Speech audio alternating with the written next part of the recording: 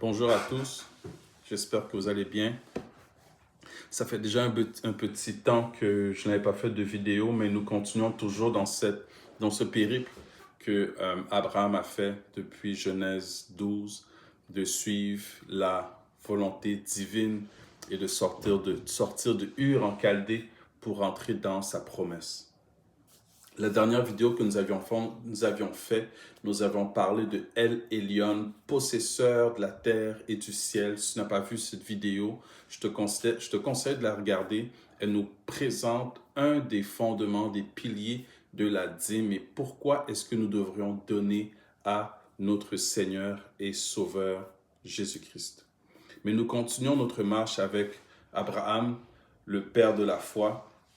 Et nous sommes maintenant dans Genèse 15.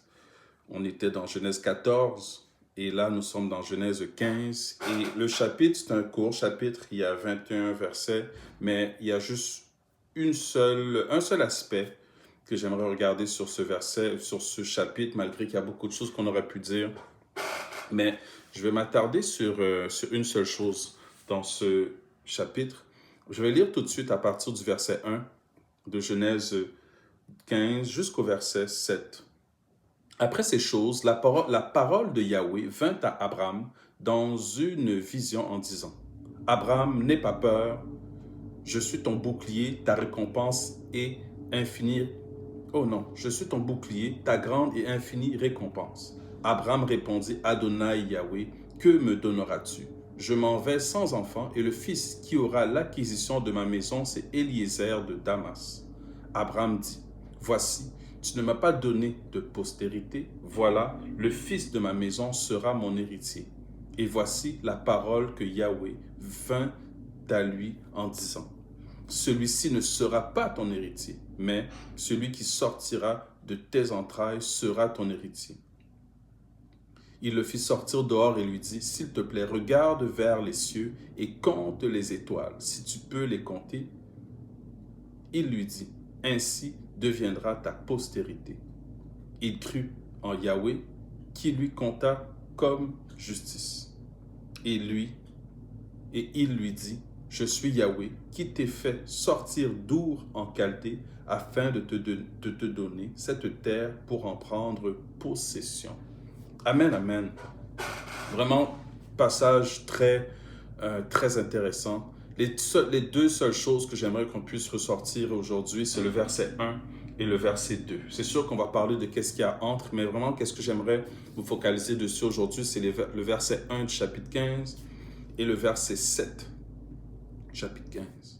C'est l'introduction de Dieu à Abraham quand il lui dit « Je suis ton bouclier, ta grande et infinie récompense. Donc, n'aie pas peur, je marche avec toi, tu seras béni. » Et ensuite, verset 7, c'est Dieu qui se présente et il dit « Je suis l'Éternel, je suis Yahweh, le Dieu qui t'a fait sortir d'Our en Chaldée afin de te donner cette terre en possession. » C'est une introduction magnifique, grandiose, puissante, parce que si vous le savez, peut-être vous ne le saviez pas, cette introduction est présentée dans les Écritures plus d'une dizaine de fois. Dans Genèse ici, on le voit aussi dans Exode, on le voit aussi plusieurs fois dans Lévitique, on le voit plusieurs fois aussi, je pense, en Psaume, un des prophètes, peut-être le prophète Osée, où cette manière de Dieu de se présenter, il dit « Je suis l'Éternel, ton Dieu qui t'a fait sortir d'Égypte pour t'introduire dans la terre que je t'ai promise. » C'est une introduction tellement importante parce qu'elle présente ici Dieu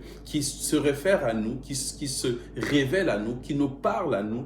Et il nous dit quoi? Il nous dit en fait, c'est moi qui t'a délivré. C'est moi qui t'a délivré des ténèbres pour te transporter dans le royaume de mon Fils bien-aimé. Et ce passage nous parle aussi de la nouvelle naissance parce que alors que Dieu nous sort d'un lieu, notamment ici pour Abraham, c'est Our, pour nous, c'est le monde, c'est les ténèbres. Dans le cas des Hébreux, c'était l'Égypte. Toutes ces choses font référence à un endroit qui est à l'étroit, un endroit où nous sommes captifs, un endroit où nous ne sommes pas capables de vraiment expérimenter la liberté.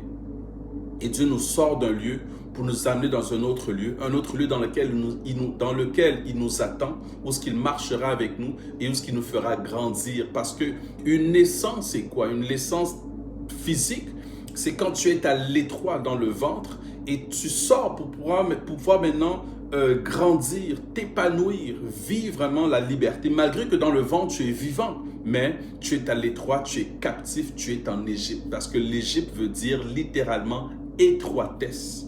C'est ça l'Égypte. Et c'est aussi ce qui se passait dans le cas d'Abraham, parce que maintenant nous savons qu'Abraham, en sortant de Our et en marchant avec Dieu, il a élargi, si on veut, l'espace de sa tente. Il a pu voir plus grand et sa postérité aussi a été nombreuse. Donc vous voyez que ici Dieu met en évidence qui il est pour nous.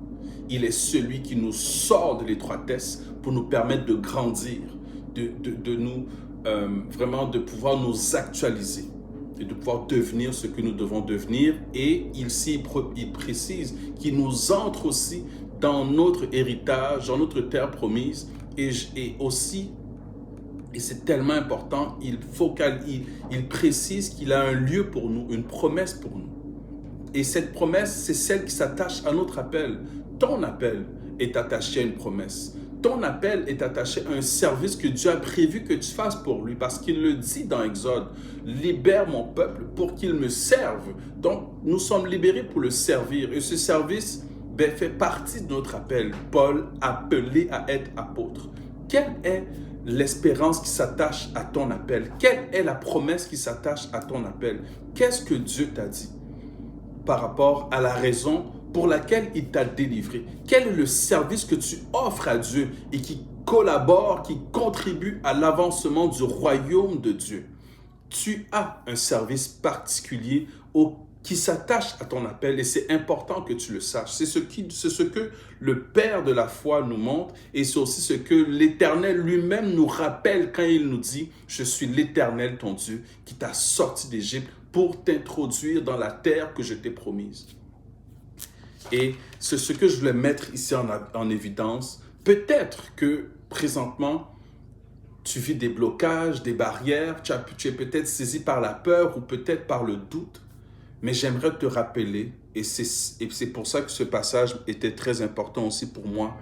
Dieu dit, ici tu peux mettre ton nom, mais Dieu parle à Abraham, n'aie pas peur, il me parle à moi, il dit Stéphane, n'aie pas peur, je suis ton bouclier, ta grande et infinie récompense. Quand Dieu me dit ceci, quand Dieu me parle ainsi, moi ça me rassure, ça me fortifie, ça me donne du courage et je suis prêt à passer à l'action, à poser des actions qui, au départ, me sentaient extraordinaires, qui me sentaient infaisables, mais parce que Dieu me dit, n'aie pas peur, je suis ton bouclier, ton infinie et grande récompense. Alors là, ça te donne des ailes et tu peux passer à l'action. Donc, ces deux passages, je voulais vraiment nous les donner pour nous exhorter à nous rappeler le Dieu que nous servons, car c'est lui qui nous a fait naître de nouveau, c'est lui qui nous a introduits dans le royaume de son Fils bien-aimé.